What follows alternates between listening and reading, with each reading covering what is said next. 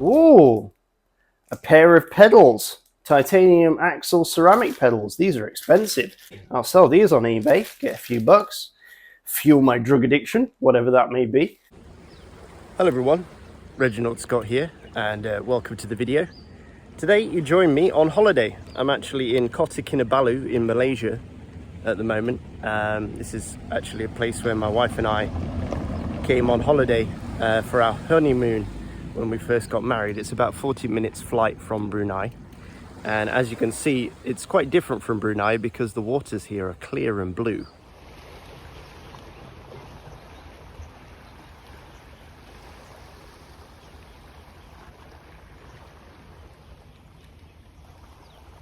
And back in Brunei they're kind of dark brown, and that could be something to do with the rainforest and all the silt and stuff that washes off the rainforest.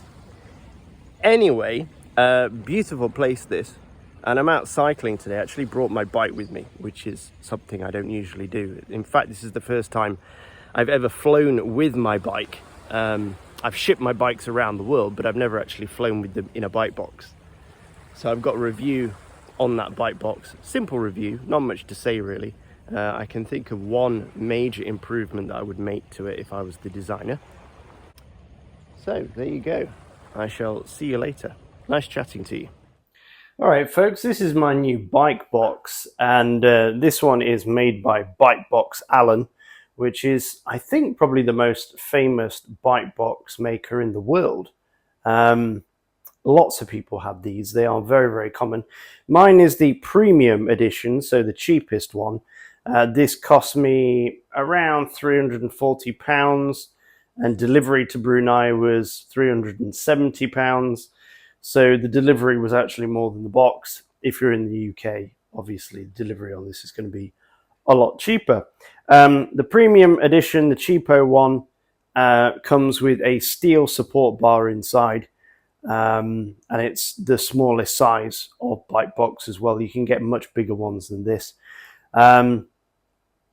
And there are, like I say, there's another 2 levels above this one that are slightly more expensive, around 400 to I think £600. But still not bad. I've added all the additional stickers and the tape to it, so it doesn't come like that, but you can pay to have additional stickers put on it before it's sent to you. Mine came plain orange. And you can also pay to have your name stenciled on it or something like that. So it's got a set of wheels on it. I'll just demonstrate. So at the front here, this is the front of the box, this is the back. The front has got wheels on casters, so they actually turn around and maneuver, so you can pull the box along. The rear wheels are fixed straight, so you can't really steer very well with the back end. I attached some cable ties to this, to the front of it, after my trip. This is exactly packed up as it came from the airport from Malaysia. I haven't opened it yet, but I stuck these cable ties on just so I could pull the box around more easily. Now, this box does have, in my opinion, a major design flaw, which I'm honestly surprised they've gone this long with this design flaw. I'm going to demonstrate that to you now. So on the box we have a series of these buckles or clasps on the outside of the box, right? And there's several of these. There's 2 at the back here, one about in the middle, one at the base. There's this single one on top, and then on the other side there's 2 more. Again, roughly about in the middle of the box there.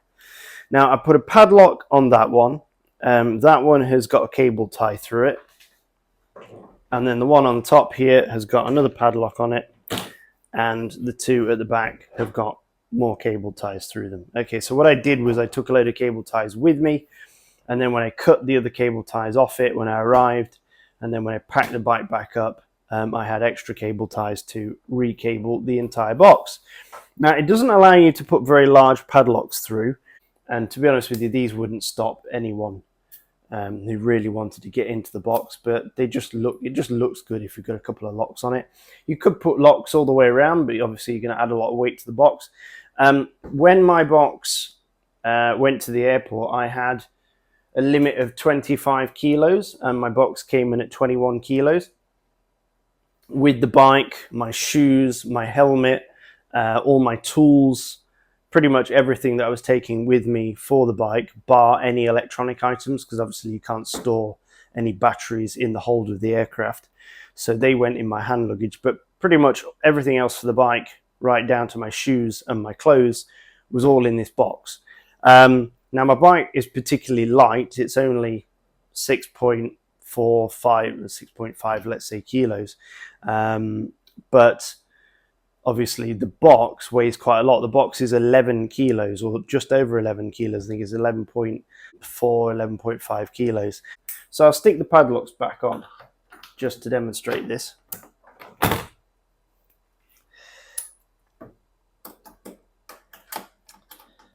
There you go, all the pads. So all the locks are on, all the buckles are fastened, as you can see.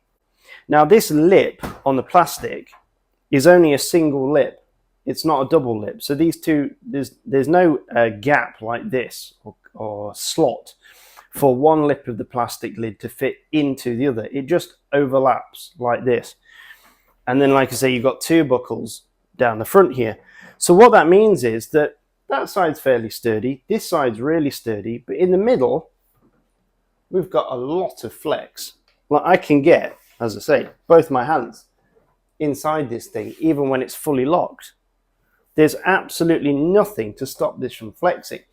And there's two major problems with that. The first problem is, if there's anything loose inside your box, like maybe one of the screws off your headset comes off, or whatever it is, or some tools in there that come loose, there's the potential that while it's in the hold, that these will bounce out of your box, and then you arrive at your destination and you're missing like a really essential, rare screw or something that's very, very important to your bike, and you end up being unable to ride on your entire holiday because you can't put your bike together. That would be an absolute tragedy. So this I'm really shocked by, because like I say, Bike Box Allen, super famous boxers, and really well respected as well. But I mean, look at this. I can get my entire arm inside this bike box if I want, and it's locked. So why on earth did they cheap out on these buckles? They could put another buckle here. There's two solutions. They could put more buckles on the thing, or, like I say, they could have a slot for the two edges of the plastic box to slide into, and then you wouldn't be able to get your arm through it. But they don't. It's just because obviously it's a cheaper molding process, much cheaper molding process to have one overlap than two overlaps, or a slot, like I say. And here's the thing, there is stuff taped at the top of this with Velcro straps. So I actually put my tools at the top here, and I can reach in here with one hand, pulling down on the box with the other hand. I don't know if the more premium, sorry, not premium, the more elite level boxes are better than this. But there we go, I'm feeling around in there. I've got it, I've got the Velcro. I can pull off the Velcro strap. There we go. And I've just pulled my torque wrench right out the box, and I never even opened the box. What else can I pull out of here? Oh, I found another one. Another Velcro strap. So, I mean, I might not be a cyclist, right? I might be Mr. Robber or Mr. Burglar or whatever. I might have no education on what's in here. But by just flexing the box slightly, there we go, I've got something else. What's this? That's my chain tool, an oily rag, and my titanium skewers for my wheels. There we go. That's another thing I pulled out. So I made a few quid already. I could sell that lot on eBay. What else is in here that I can reach? Ah, now I found another one. I can just about reach. There we are. I can quite easily reach this, actually. Let's get the Velcro straps off it. Oh, I wonder what I've stolen this time. Here we go. Ooh, a pair of pedals. Titanium axle ceramic pedals. These are expensive.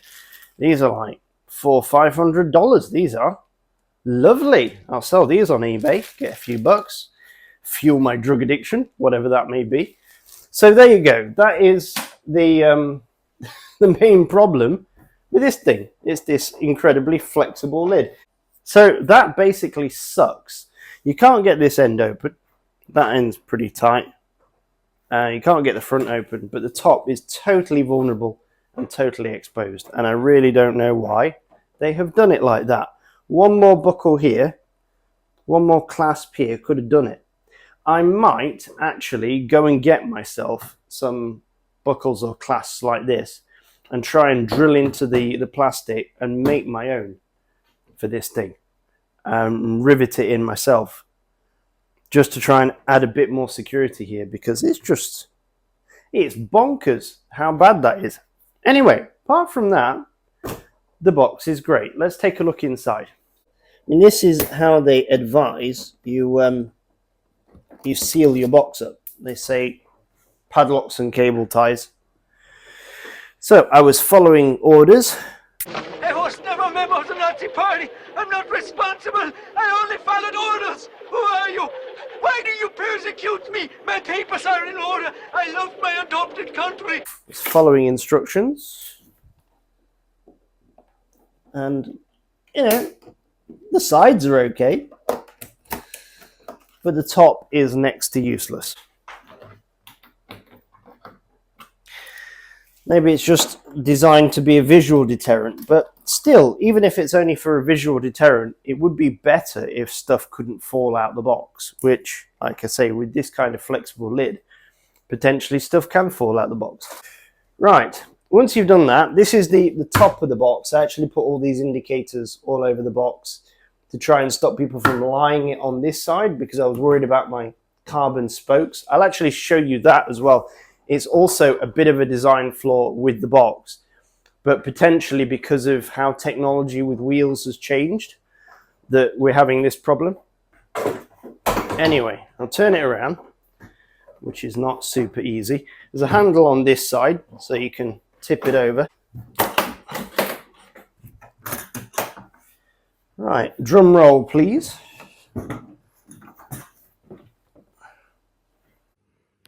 Oh yeah, I forgot to say, if you enjoy the content and the video and you found it helpful, then please do like, subscribe, comment, hit the notification bell and share with a friend. Thank you very much. Really appreciate it, as always. Right, back to the video. And these are held in place by quick releases, which pass through the lid.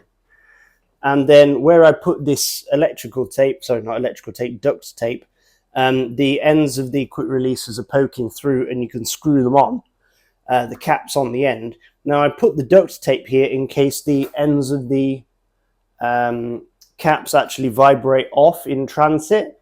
The tape will just keep them in position. Now they don't advise you do this, but it's just something that I decided to do because I was worried about losing the ends of my quick releases. It's also a reason why I took two sets of quick releases. I took the original quick releases for the wheels, and I also took a backup set as well, just in case something went wrong, because this was the first time I used this system. I also put a little bit of packing material in between the wheels to stop them from bouncing around. I'll show you the issue with the wheels in a moment. Anyway, what we have here is a big piece of foam that separates your wheels from the rest of the bike. And this thing, which slots kitchen paper. That was a thing that my wife bought. Anyway, this metal tube, which I've actually put a bit of electrical tape over because it was very sharp. What I did first was I filed this down because it was really sharp from the factory and there was a lot of flecks of steel and stuff sticking out inside. It needed needed cleaning off, but it wasn't cleaned off very well. This end's got a plastic cap on it that needed deburring. That's the word I was looking for, deburring. So I deburred it, and then I put a bit of electrical tape on it, stop it from rattling around so much. That slots into there, and I'm actually keeping a roll of electrical tape in that hole. Okay. and that is a sort of support rod which prevents the lid from collapsing onto your bike and your wheels and everything smashing together with your frame. So that's quite a useful gimmick to prevent damage to your bike. I like that. And then up here at the top, there's a load of straps where you can strap other items. You could put a pump in there. Right, let me bring you in for a close-up and I'll show you the other issue with this box. Okay, so now this issue is a result of the change in the design of wheels. Back in the day when we were riding around on aluminium wheels, the spoke angles from the hubs were quite a lot tighter than this. And so I don't think you were ever in the situation where you had spokes lying directly against the shell like this. The angle where they left the hub was further inboard. So like I say, they were spaced away from the plastic lid. With these carbon wheels with carbon spokes, they have a much wider angle for the spoke to travel. And what's happening is it's pressing firmly up against the lid. So I was really worried about this. What I did was I didn't tighten these quick releases very much to give a little bit of play in the wheels, so the wheels could move backwards and forwards from the lid. And I put a load of packing material in there in the gap to sort of push them away from the lid a little bit. So let me show you. Once you close the thing, you have to be really careful as well to move the spokes out of the way and make a little hole here, because the hole that this rod fits into, potentially that rod could snap one of your spokes if you close the lid firmly and push down without there being a gap. So that's what that gap is there for. But there's the wheel in the top of the lid. That's why I put all these indicators all over it, to show people that there was a top and a bottom. I might write in big bold letters top or something, or do not press on this side or something. Now in the advert for the box, some dude stands, I think the owner of the company actually, stands on the top of this thing. But like I say, my spokes for my rims are right up against this edge here. So if you stand on that and the thing flexes at all, I'd be really worried that my carbon spokes would get snapped. Now, potentially, if these bosses on the outside of the box were to go down, that would flex the plastic away from the spokes. So a greater amount of room would be generated between the spoke and the plastic lid, but you're assuming there's enough space behind the wheel for it to expand into. I don't know. I'm not willing to confidently say that this is going to protect your wheels if, like me, you're using carbon spokes. If you're using old-fashioned aluminium rims or rims with metal spokes, something like steel, you're probably fine. But these carbon ones, they don't appreciate side impact. I illustrated that quite clearly in my hyper review video, that side impact is absolutely horrendous to these carbon spokes. They can snap very easily. So yeah, this was a concern for me. I chanced it because I wanted to test the box. And if it had come and arrived in Malaysia and all the spokes have been broken or something, or even just one spoke had been broken, I wanted to be able to show that that was the case. Thankfully, that did not happen. Now, the box looks like it wasn't abused much, to be honest with you. There's very little damage on it from this trip. In fact, I only found one little scratch or scuff on the entire box, which I think is down here. So the box wasn't mistreated or mishandled much. The next thing is, on the online video, they only show how to put the small/medium size bike into the box. They don't show you how to put the large bike in. And they don't make it clear here that this is drive side up. Okay, so the bike is lying currently in the large bike position with the chainring on the top. What they show on the online video on YouTube is the box with the bike lying drive side down, which usually I would never tell people to lie their bike on the drive side. But in the video, that's what they tell you to do. They don't even tell you to remove the rear derailleur in the video, which is something that I did do. I removed my rear derailleur to prevent that from getting damaged. And in the video, they also tell you to disconnect your handlebar from the steerer tube via the stem. So the steerer tube in theory is loose in the frame when you put it in the box, and you've got to realign your bars and everything. I did that for the first trip, but then on the way back, I decided not to do that. So I left the stem on the bike, and instead I removed the bar, which I think is a lot easier to put back on the bike than realigning my stem position.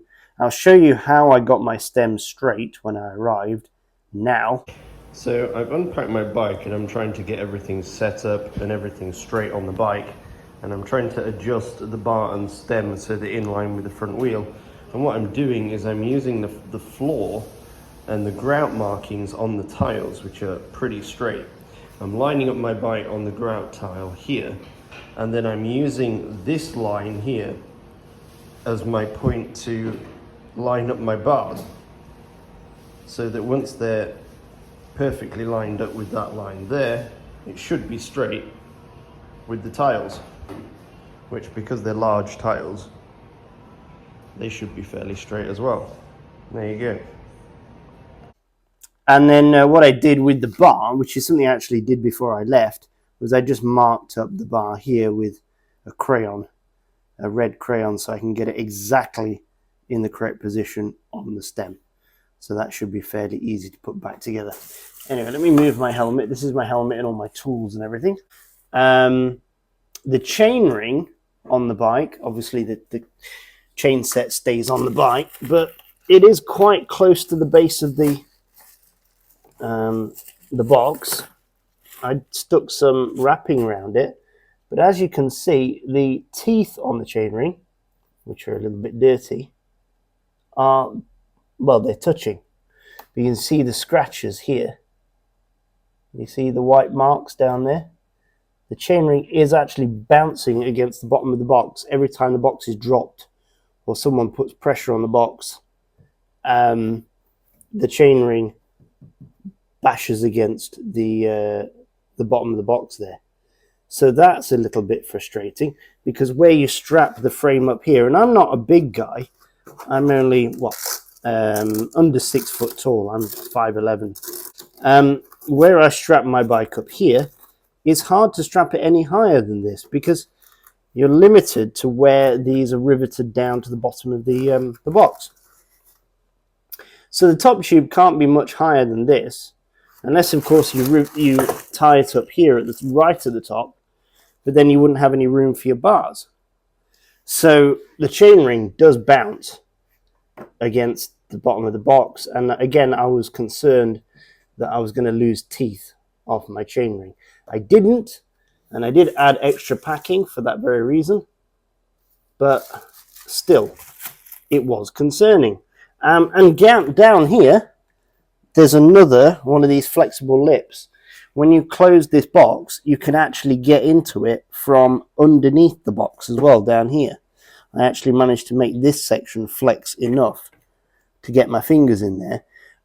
Again, I don't think it's going to be something where someone's going to put their hand through and steal anything, but it is something where if you've got anything loose at all in here, whatever it might be, whether it was intended to be loose or not, like a bolt or a screw or something, it could pop out the bottom of the box during transit. So, like I say, they don't advise you taking your rear derailleur off, but I did. There's my chain. That was here, I believe. But as you can see, it came loose in transit, so my chain was flying around. Again, they don't advise you remove your chain, but I did, because I didn't want it slapping around and scratching and damaging things. This is a new chain I bought, actually. This one is the lightest one that KMC do. It's got hollow plates and hollow pins, and all the plates are cut. So that is a really nice chain. So it's been working well on this bike. yeah, I disconnected my rear derailleur because I didn't want it getting bent or damaged in transit, because it sits quite high here, and just above it is the rear wheel. So there you go. So anyway, that is the Bike Box Alan. That is my sort of review, or quick first look at the Bike Box. Generally, I think it's a pretty good design, and obviously it's pretty cheap as well. I mean, £300, it's not that bad. When you consider the price of my bike, the box is relatively cheap. I just can see some major issues or major areas where they could improve the design. So great, wonderful design when it was done, and I think overall it's very, very nicely done, very nicely engineered and everything, but definite improvements to be made. Like I say, my bike is not particularly big. It's only a 55 top tube. It's a medium large from Lightspeed. So if you're using a large or extra large frame, it's going to be really difficult to get that chainring away from the bottom of the box. There you go. And I basically, some drug addict nicked all the stuff out of my box as well. All right, folks, thank you for watching my review. And as always, when you're out riding, stay safe.